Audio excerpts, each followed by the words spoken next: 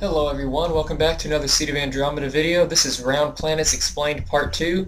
After I finished the previous video, I realized that I had forgotten to mention some things, and I was reminded also of some other things by some friends. So I'll go ahead and address those things in this video. What are we going to be going over? What happens when you dig down really far? You guys were definitely asking about this in the comments of the last video, and I just completely forgot to talk about this in the previous video. Also, some other round planet methods. These are methods that are possible ways to do round planets if you're making your own voxel game. I'd considered these methods but decided to devise my own instead because I didn't like the limitations presented by these methods. And then puppies, of course. Okay, so what happens when you dig very far down or build very high? In the previous video, we went over how the voxel grid is mapped to the sphere, but we didn't go over what happens when your y-offset is very large or very small. Meaning, if you are standing like really high in the air, you built like a noob tower that's, you know, tens of thousands of blocks high, or if you just decided to dig straight down forever. Would you hit a core? Would you appear on the other side of the world? You know, so for large y-offsets, which would be, I guess, the noob tower problem, there's going to be an atmosphere threshold where once you go beyond a certain y-offset, you basically just become in space. And then you will be doing, you know, your space movements. You can orbit, you can go to other planets, things like that. And then when you come back down from that Y threshold, you will reconnect to the grid. When you're in space, you can no longer place blocks, at least not on the planet. You may be able to still place blocks on your spacecraft or anything like that. Any other, maybe asteroids in space, things like that. There will probably be other grid objects in space, but as far as building your noob tower to be infinitely high, you can't do that. Okay, so even though we are mapping the voxels to the outside of the sphere, we're still working with planes of infinite depth. So this is going to sound really weird, but technically you could dig down infinitely, even further than the width of the world. Yes, infinitely. Well, not technically infinitely, I guess 2.4 billion, which is the 32-bit integer limit, but that's still very far, and that's definitely going to be bigger than the diameter of any planet. So what you need to do is follow the equations to know where you will be in the world when you do dig down. So here's an example of why you would actually be able to go down forever. Let's say our planet has a radius of 1,000, it's a really tiny planet. If you start at grid position 0, 1000, 0, which is right here, then you're at the very center of the top cube face. Remember, this is actually a cube mapped to a sphere, so we're on the top cube face right now. And we know that because of this 1000 right here. So, what happens if you dig down 3,000 blocks? Well, remember, that is what our y-offset is. It's our y-offset from the face. So we dug down 3,000 blocks. What is our new position? Well, to get our world position, what we need to do is take our grid position coordinates, remember, and normalize them. So that's going to give us 0, 1, 0, because we're just dividing 1,000 by 1,000 essentially. And then, to get our new location, we multiply it by the y-offset plus the radius of the planet. In this case, the radius is 1,000, and our y-offset is negative 3,000. So 0, 1, 0 times negative 3,000 plus 1,000, which is negative 2,000, gives us 0, negative 2,000, 0, which is down here. And since the total diameter of the planet is only 2,000, we are actually past the other side of the planet. And you could keep on going. There's actually no limit to how deep you would be able to go based on these equations. And another weird thing is once you cross this core of the world and keep going down, as you go left relative to the voxel grid, your actual world position is going to go to the right. It's very weird, but if you look at the math, you will see. Alright, so let's try to explain this a little better. Due to the way that the equations work, no matter your depth, it will still take the same amount of time to walk a full circle around the world. Essentially, no matter how deep you are, the total surface area of the spherical slice of the world that you are standing on is exactly the same as if it was when you are standing on the surface. This is also true when you are above the surface. If you are really high and you are moving relative to the grid, you're going to move much faster relative to the world than if you are very low. But you will see the voxels moving by at the same speed. Remember, that's what causes the distortion, is the voxels moving at a different speed than the planet. And usually it isn't very noticeable, But if you are very, very high in the air, you might notice a little more. Anyway, so below is a 2D cross-section of a planet. According to the way motion works with these equations, the surface area of each of the colored circles is exactly the same, which doesn't make sense, but that's how it works. If we stand here on this yellow circle and walk to the left, then we're going to be going slower in world space, but the same space, or the same speed in grid space. If we are walking on this red circle, we will be going the same speed in grid space, but faster in world space. It's tricky to think about, but it's not too complicated of a concept. So how do we keep people from digging through the world and causing all these really crazy bugs? We add a molten lava core at a certain depth that is a barrier. It will prevent people from ever achieving a negative Y offset that goes past the center of the world, and people won't really notice the fact that they're moving slower in world space coordinates when they're underground, because you can't see the surface. You have nothing to, you have nothing relative to the grid that you can actually look at. And if you look, say this is our little planet right now. This is the core of the world, and then the red circle out here is the surface of the world.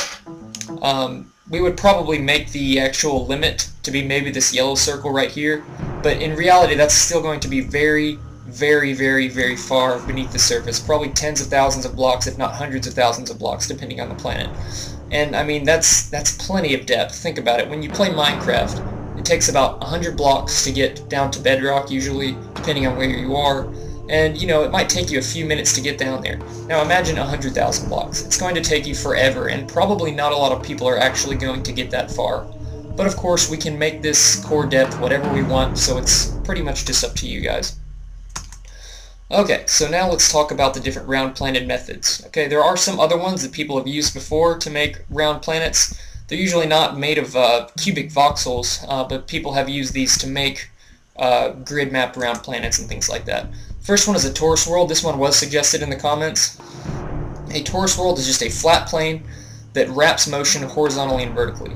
The round shape wouldn't be natural and would be generated by a shader effect, meaning unlike the current method where we can normalize the cube and get the actual shape of the world, we can't actually get that with a torus world. We have to use a shader and do some, mathematical approximation magic to make it look round, but it's never actually truly round. It's actually just a big flat square grid, as you can see here.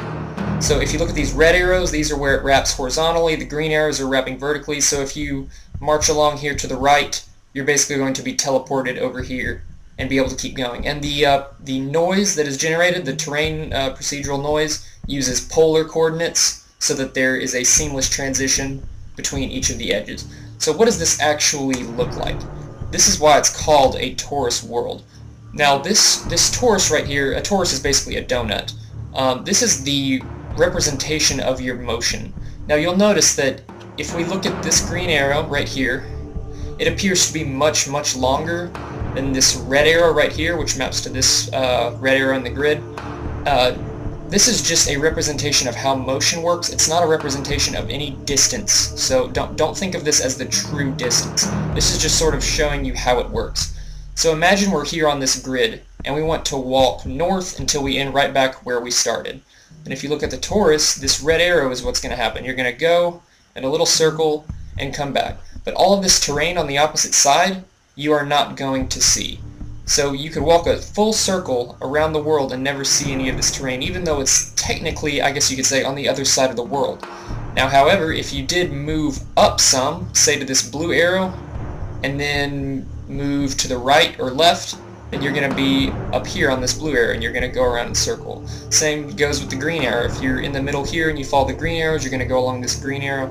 As you can see, the motion is really, really interesting. And it's not truly a round planet, it's essentially a donut. The reason I didn't want to do this is because I think it's just a little too weird for my tastes, and I would prefer to have, true orbits that actually work around a spherical planet.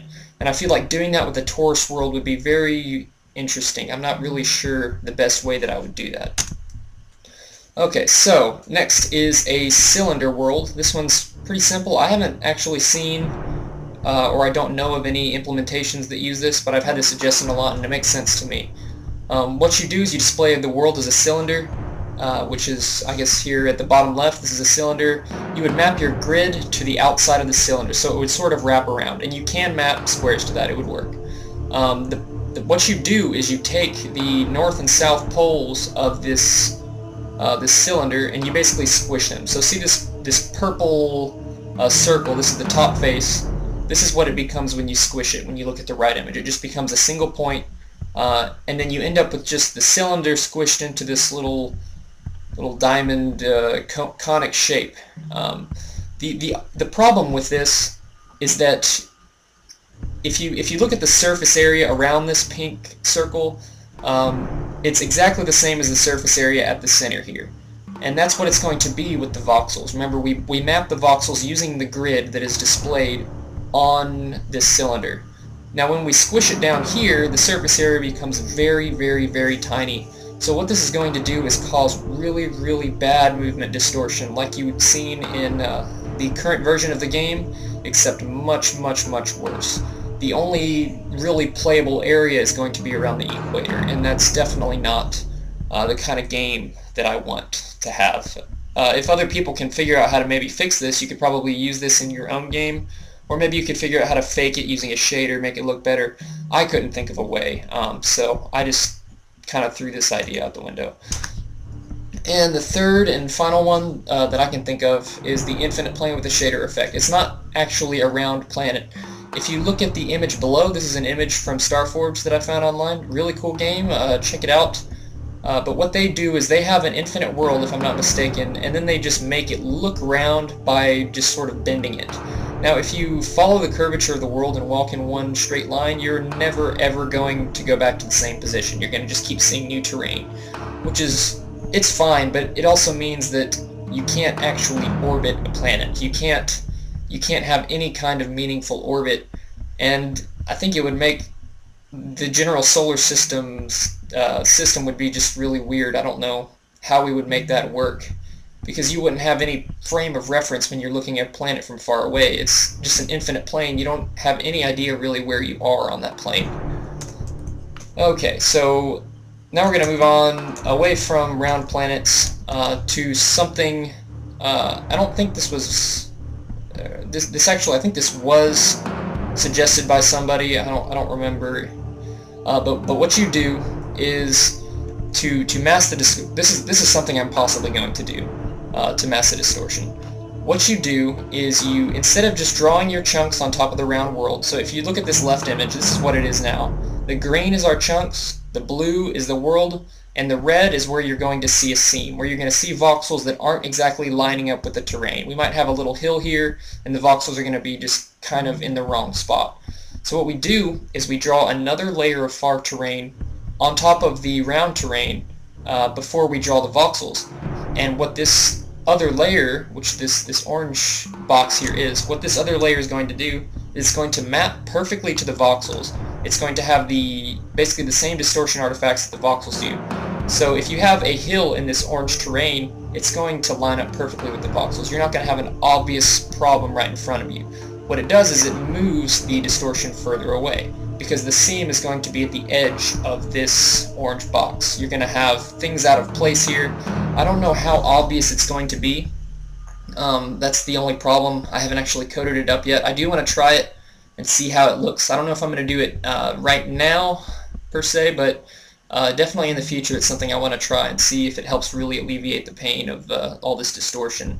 Because if I can move it, 1,000 meters away, that's really going to be a big difference, because the really up close distortion can be kind of jarring. So what are the problems with this method? We're going to have more overdraw. What overdraw means is you're rendering too many pixels at once. On slower computers, this can be a big problem. On newer graphics card, usually I don't think overdraw is much of a problem, but think about it. Basically what we do is we draw the round planet first, so we're drawing all the pixels here in the middle too on the round planet. Then we draw the orange distorted terrain on top of it, so that's a bunch more pixels to draw. And then we draw the chunks on top of that. So we have a three layers of pixels being drawn here, which means our pixel shader is going to have to shade, worst case, 3 times for each of these pixels, sometimes more depending on how complex the actual chunk data is. But I might add it as an option, or I might just go ahead and stick it in there. We'll see how bad it is. It's probably not going to be too bad, honestly. I'm not super worried about the overdraw. There's going to be more computation to calculate the second layer. This is definitely true because we're going to need to manage the vertex data for the second layer, and we're going to have to calculate everything. But I don't think the computation is going to be too much of an issue.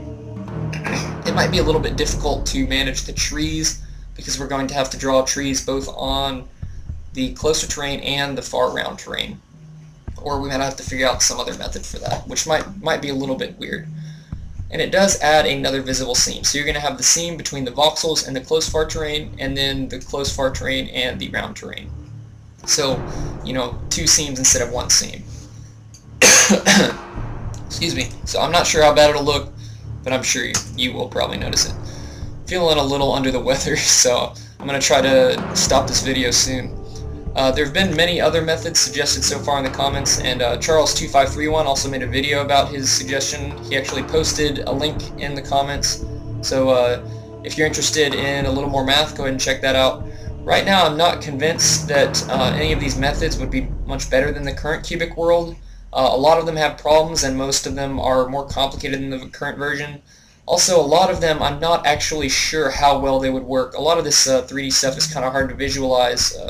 There's always going to be things that go wrong that you don't really account for. So I'm trying to think of everything that could go wrong, especially with Charles2531, his example.